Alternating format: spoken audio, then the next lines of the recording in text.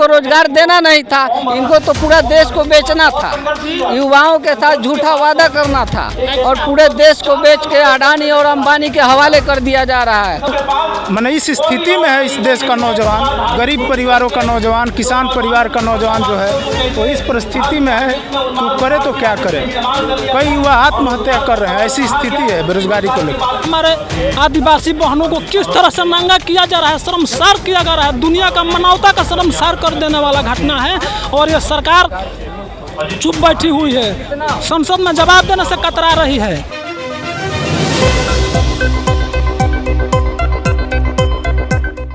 नमस्कार, मैं पलक मुजराल आप सभी का द ग्राउंड टीवी में स्वागत करती हूँ। आप देख सकते हैं कि मेरे पीछे एक प्रोटेस्ट चल रहा है और प्रोटेस्ट का अगर उस साइड नाम दिखाओ तो यूथ पार्लियामेंट है। यूथ पार्लियामेंट ये उन यूथ यानी उन युवाओं के लिए है जिन्हें सरकार द्वारा रोजगार नहीं मिल रहा, अनएम्प्लॉयमेंट यानी कि उन लोगों को, जो हमारी यूथ आने वाले देश का जो हमारा भविष्य है, उन्हीं को ही सरकार द्वारा रोजगार नहीं दिया जा रहा है, चाहे सरकारी नौकरी हो चाहे ना हो। लेकिन वो आज खाली बैठे हैं, उनके पास कोई और मकसद नहीं है काम करने का, जिसकी वजह से कुछ सुसाइड भी करना चाह रहे हैं, कोई डिप्रेशन में जा रहा है। तो जो हमारे आने वाला यूथ है वो कहीं ना कहीं समस्याओं से घिरा हुआ है क्योंकि सरकार उन्हें रोजगार नहीं दे रही। इसी वजह से यूथ पार्लियामेंट बनाया गया है और ये प्रोटेस्ट किया जा रहा है। तो हमारे साथ कोई एक शख्स भी मौजूद है जो हमें इसके बारे में पूरी जानकारी देंगे। सर, आपका नाम क्या है? श्रवण कुमार। श्रवण कुमार जी, मैं ये जानना चाहती हूँ, ये जो यूथ पार्लियामेंट खुला है इसका पूरा उद्देश्य क्या है?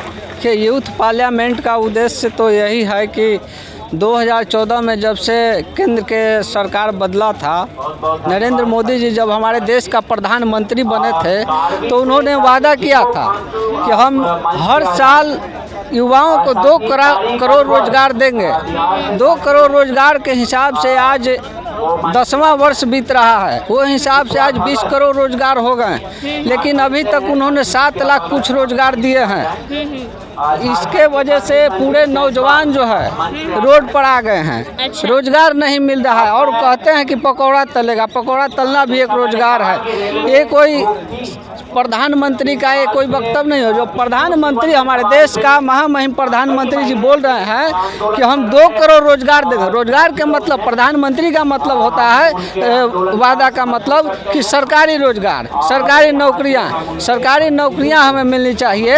ये नहीं कि हम पकौड़ा तलेंगे।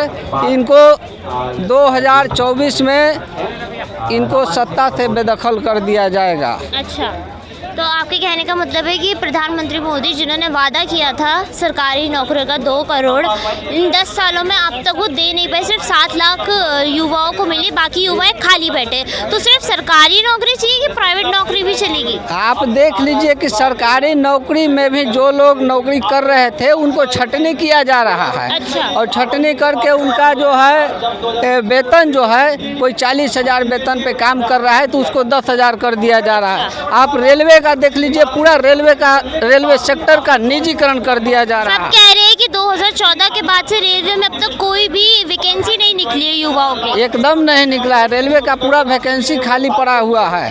आप देख लीजिए पेपर में। आप तो यूथ हैं, आप भी यूथ हैं, मीडिया से हैं, चैनल चला रहे हैं। आप देख लीजिए पूरा दुनिया में कितना रोजगार दिए हैं हमारे देश के प्रधानमंत्री। तो आप चाहते हैं कि 2024 में बीजेपी सरकार ना आए, प्रधानमंत्री दोबारा से मतलब नरेंद्र मोदी ना आए? 2024 में इनको आने का कोई हक ही नहीं है, क्योंकि ये युवाओं के साथ ही नहीं पूरे देश के साथ है गद्दारी किए हैं, जुमलाबाजी किए हैं। ये जुमलाबाजी चीज को समझने के लिए पूरे 10 साल लग गए। 10 साल लग गए क्योंकि इनको रोजगार देना नहीं था, इनको तो पूरा देश को बेचना था, युवाओं के साथ झूठा वादा करना था और पूरे देश को बेच के अडानी और अंबानी के हवाले कर दिया जा रहा है। आप देख रहे हैं पूरे देश में अडानी अंबानी के लाखों और करोड़ों के कर्ज माफ किए जा रहे हैं। आप क्या चाहते हैं, किसकी सरकार 2024 में? 2024 में आने वाली चुनाव में देश के 20 करोड़ जो नौजवान हैं जो बेरोजगार हुए हैं वो जवाब देंगे कि किसको सत्ता में लाना है। जो युवाओं का बात करेगा, जो रोजगार की बात करेगा, जो रोजगार देगा, वो देश पर राज करेगा। आपका नाम क्या है? मेरा नाम धर्मेंद्र यादव है। अच्छा, सबसे पहले तो मैं जानना चाहती हूँ क्या लिखा है, पढ़ के बताइए। ये देखिए, आप लिखा है अपने कैमरे में भी दिखाइए, मणिपुर में चल रहे कत्लेआम और महिलाओं के खिलाफ हो रहे और हिंसा की न्यायिक जांच कराओ।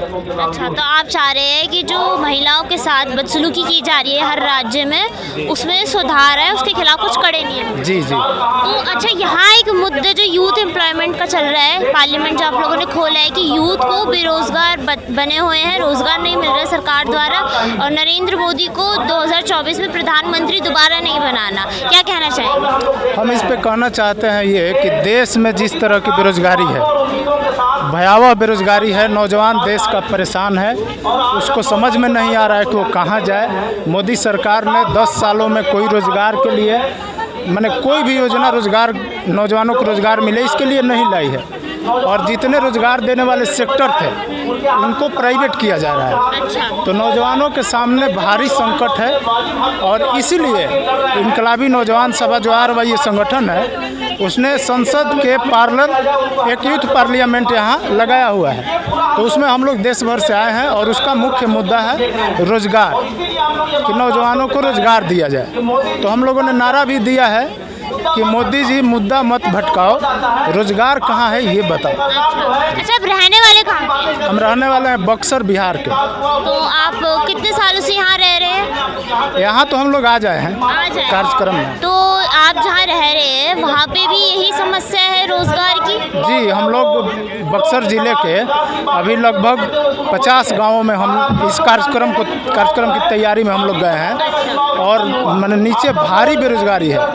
गांव का जो नौजवान है वो उसका पिता अपनी पूरी कमाई बेटे की पढ़ाई में लगा दिया, और बेटे के सामने कोई रोजगार नहीं है। अब वो मैंने इस स्थिति में है इस देश का नौजवान, गरीब परिवारों का नौजवान, किसान परिवार का नौजवान जो है वो इस परिस्थिति में है कि करे तो क्या करे। कई युवा आत्महत्या कर रहे हैं, ऐसी स्थिति है बेरोजगारी को लेकर।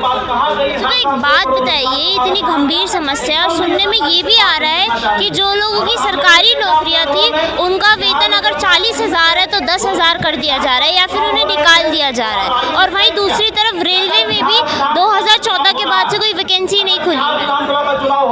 हाँ, रेलवे में तो देखिए, रेलवे 30 से 40 हज़ार हर साल रोजगार देता था नौजवानों को, और पिछले 10 साल में एक भी वैकेंसी नहीं है। एक वैकेंसी 2018 में आई थी, उसका भी सिलेक्शन अभी तक नहीं हुआ। अच्छा, अभी तक नहीं हुआ, वो पेंडिंग है। तो ये भारी मन संकट है रोजगार का इस देश में। और एक चीज़ जो आप कह रही हैं कि 30-40 हज़ार वेतन किसी को मिल रहा है तो उसको आधा कर दो या 10,000 कर दो, और बाकी लोगों को रोजगार मिले। ऐसा सरकारी नौकरी वालों के साथ हो रहा है कि उनका वेतन जितना पहले था उससे कम कर दिया जा रहा है। तो हो रहा है, तो ये ठीक नहीं है। एक तो बहुत मेहनत करके वो लोग रोजगार लिए हैं, और आप उसको काट के 10,000 आप दीजिएगा। 10,000 में क्या होने वाला है? महंगाई इतना है कि 10,000 में आदमी अपना निजी जीवन एक आदमी नहीं चला पाएगा। तो आखिर में क्या चाहते हैं कि 2024 में प्रधानमंत्री के जो इलेक्शन है उसमें बीजेपी सरकार या नरेंद्र मोदी दोबारा वापस आए, ये युवाओं के लिए अच्छी बात है कि नहीं?